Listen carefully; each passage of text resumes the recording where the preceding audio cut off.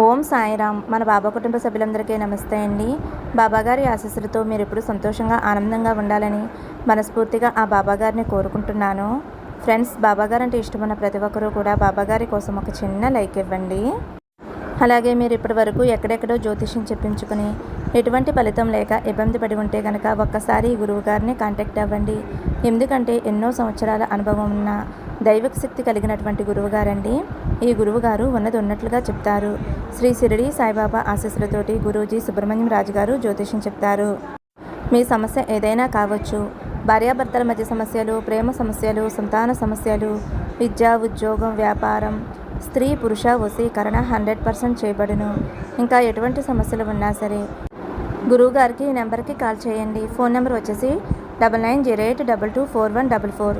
మీరు నమ్మకంతో కాల్ చేస్తే మీకు అంతా మంచి జరుగుతుందండి. బాబాగారే మీ సమస్యలు తీరటానికి ఒక మంచి మార్గం చూపించారు అనే నమ్మకంతో కాల్ చేయండి. ఇంక ఈరోజు వీడియోలోకి అయితే వెళ్ళిపోదామండి. మన బాబాగారి సందేశం. బిడ్డ, నీకోసమే ఈరోజు నీ సాయి తండ్రి ఒక మంచి సందేశంతో నీ ముందుకు వచ్చాడు. తప్పకుండా ఈ సందేశాన్ని విని నీ మనసుని ప్రశాంతంగా ఉంచుకో అమ్మా. అలాగే బాబాగారు అయితే మన ముందుకు 3 రంగులు ఉన్న గులాబీ పువ్వులని తీసుకువచ్చారు కదా. వాటిలో అయితే ఒకటి తెలుపు, రెండవది ఎరుపు, మూడవది పసుపు రంగు. మీరైతే బాబాగారిని తలుచుకుని ఒక రంగు పుష్పాన్ని అయితే మనసులో అనుకోండి. ముందుగా తెలుపు రంగు పువ్వు తాకిన వారి గురించి అయితే మన బాబాగారు ఇలా చెబుతున్నారండి. తల్లి, తెలుపు రంగు పుష్పాన్ని తాకావు కదమ్మా, నువ్వైతే నా యందు నమ్మకాన్ని కోల్పోతున్నావు. నీకు రావలసినటువంటి కొంత సొమ్ము ఆలస్యం అవుతుంది. నీకు ఏదైతే రావాల్సి ఉందో ఆ సొమ్ము ఆలస్యం అవటం వలన, అలాగే నాపైన నమ్మకాన్ని కోల్పోతూ నాపై ఎంతో కోప్పడుతూ వస్తున్నావు. ఈరోజు చెబుతున్నాను, నీకు రావలసిన సొమ్ము తప్పకుండా ఈరోజు నీ చేతికి వస్తుంది. నీవు నాపై కోపగించుకుంటున్నా కూడా నాకు ఎలాంటి బాధ లేదు. నాకు మాత్రం ఎలాంటి కోపం లేదు. నా దగ్గర కాకపోతే మరి ఎవరి దగ్గర కోపాన్ని చూపిస్తావు చెప్పు? గత కొన్ని రోజులుగా నువ్వు చేస్తున్నటువంటి పనికి ఫలితం రావటం లేదు. ఫలితం అంటే నువ్వు చేస్తున్నటువంటి పనికి, నువ్వు చేస్తున్నటువంటి శ్రమకి తగిన లాభాన్ని పొందలేకపోతున్నావు. నువ్వు ఎంతో మానవత్వంతో పేదవారి ఆకలి తీరుస్తున్నావు. వారి ఆశీస్సులు నీకు ఉన్నాయి తల్లి. ఇప్పుడు నీకు కొంచెం బాధగా ఉండవచ్చు, కానీ నీకు అంతా మంచి జరగబోతుంది. ఎంతమంది నిన్ను మాటలతో బాధ పెడుతూ ఉన్నా మౌనంగానే భరిస్తూ ఉన్నావు. నీ కర్తవ్యాన్ని నువ్వు నిర్వర్తిస్తున్నావు చూడు తల్లి, అది ఎంతో అభినందనీయం. అతి తొందరలోనే అందరికీ కూడా కాలం తప్పకుండా సమాధానం చెప్పబోతుంది. నేను నిన్ను ఎప్పుడూ కూడా విడిచిపెట్టను తల్లి. నీవు కూడా కేవలం నా యందు భక్తి భావనతోటి ఆరాధన కలిగి నాపై ఎనలేని నమ్మకంతో ఉన్నావు కదమ్మా. ఎప్పుడూ కూడా నమ్మకాన్ని కోల్పోలేదు కదా. కానీ నీ సమస్యలు గుర్తొచ్చినప్పుడల్లా కొంచెం అసహనాన్ని ప్రవర్తిస్తున్నావు. అలాగే నువ్వు నాపైన నమ్మకాన్ని కోల్పోయావు. ఆ నమ్మకాన్ని నీకు తప్పకుండా కల్పిస్తాను. అలాగే నేను కూడా నీ యందు ఎక్కువ ప్రేమతో ఉండబోతున్నాను. ఎవరూ లేరు అని బాధపడుతున్నావు కదా, నీ బాబా నీతోనే ఉన్నారు అనే ధైర్యాన్ని నీకు నింపబోతున్నాను. నువ్వు నాకు ఏది ఇస్తావో దానికి రెట్టింపు ఫలితం నీకు వచ్చేలా చేస్తాను. బాబా నీకు ఇవ్వగలిగేవి ఏముంటాయి అని అనుకుంటావేమో. ఉన్నాయి తల్లి. అవి ఏమిటి అంటే శ్రద్ధ, సబూరి, నమ్మకం, విశ్వాసం ఉంచటం చాలు. మిగతా కథంతా కూడా నేను నడుపుతాను. నీకు రావలసినటువంటి సొమ్ము తప్పకుండా నీ చేతికి అందుతుంది. ఇది నీ సాయి తండ్రి నీకు చేస్తున్నటువంటి సత్య ప్రమాణం.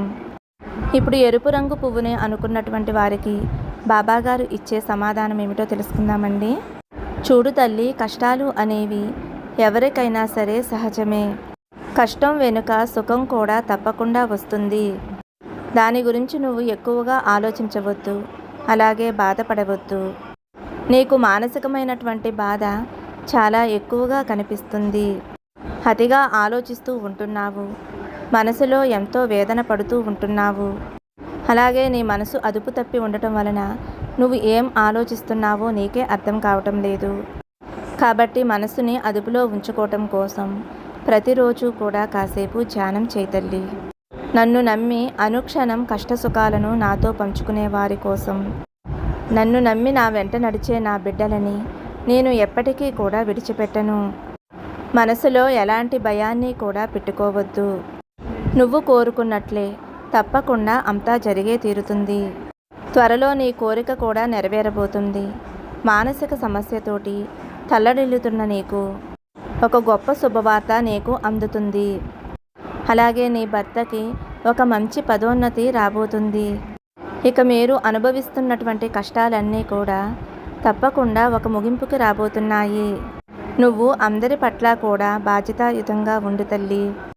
అష్టైశ్వర్యాలతోటి సంతోషంగా ఆనందంగా జీవించే జీవితం నీకు నీ కుటుంబానికి రాసిపెట్టి ఉంది. అన్ని విధాలా నువ్వు సంతోషంగా ఉండే మార్గాన్ని నీకు నేను ఏర్పాటు చేశాను.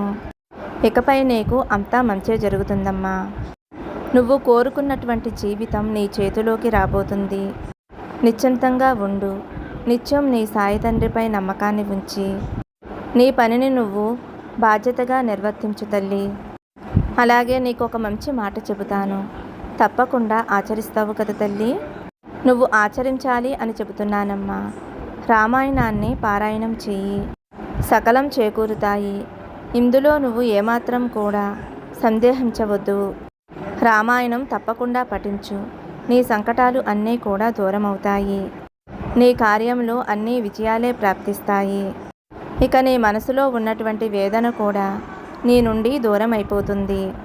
సంతోషంగా ఉండండి అని అయితే మన బాబాగారు ఎరుపు రంగు పువ్వు తాకిన వారి గురించి విధంగా చెప్పారండి. ఇప్పుడు పసుపు రంగు పువ్వు తాకిన వారి గురించి అయితే మన బాబాగారు ఇలా అంటున్నారు. బిడ్డ, ఓర్పుగా ఉండు. ఎటువంటి అనుమానాలు పెట్టుకోవద్దు. నువ్వు అనుకున్నటువంటి శుభకార్యం తప్పకుండా నీకు జరగబోతుంది. మనసులో ఉన్నటువంటి ఆందోళనను నువ్వు తొలగించుకో. నీ మంచిని తప్పకుండా ఈ లోకం గుర్తిస్తుంది. ఇక నీ పూర్వ వైభోగం ఏదైతే ఉందో అది తప్పకుండా నీకు తిరిగి రాబోతుంది. అంతటి లాభం, కీర్తి ప్రతిష్టలు నీకు కలగబోతున్నాయి. ముందు నీ మనసుని నిర్మలంగా ఉంచుకోవటం అలవాటు చేసుకో తల్లి. అప్పుడు ఎలాంటి కష్టమూ ఉండదు. అలాగే మాయ మనుషుల మాటలతో నువ్వు చిక్కుకోవద్దు. నీ మనసులో ఉన్నటువంటి బాధను పంచుకునేందుకు నీ కుటుంబ సభ్యులు ఉన్నారు. అలాగే నిన్ను అమితంగా ప్రేమించే వారిలో నీ బాబాని కూడా ఉన్నాను అనే విషయం నువ్వు ఎప్పుడూ కూడా మర్చిపోవద్దు. కాబట్టి నువ్వు కష్టంలో ఉన్నటువంటి ఆ బాధను, ఆ సమస్యను, అవన్నీ కూడా నీ సాయి తండ్రికి ఖచ్చితంగా చెప్పుకోవచ్చు. నీ చిరుకోపం నాకు బాగా తెలుసు తల్లి. నువ్వు నాపై అలిగిన ప్రతిసారి కూడా చాలా తమాషాగా ఉంటుంది. మీరు వయసులో ఎంత పెద్దవాళ్ళైనా సరే నాకు మాత్రం పసిపిల్లలే. నిన్ను ఎలా చూస్తూ ఉంటే నాకు ఎంతో బాధగా ఉంది. నువ్వు ఎలా దుఃఖంతోటి, మనసు నిండా బాధలతోటి సతమతమవుతూ ఉంటే, ఎవరికి చెప్పుకోవాలో తెలియక దీనస్థితిలో ఉన్నావు అని నాకు బాగా తెలుసు తల్లి. దాని గురించి నువ్వు బాధపడవద్దు, బెంగపెట్టుకోవద్దు. ఏదైనా ఒక సమస్య వచ్చినప్పుడు ఆ సమస్యకి తప్పకుండా పరిష్కారం ఉండే తీరుతుంది. ఇక ఆ సమస్య నీ నుండి దూరం అవ్వాలి అంటే ముందు నీ చుట్టూ ఉన్నటువంటి ఆ మాయ మనుషులు ఎవరో బాగా గుర్తించి వారి గురించి తెలుసుకుని నీకు సంబంధించిన విషయాలను వారితో అస్సలు పంచుకోవద్దు.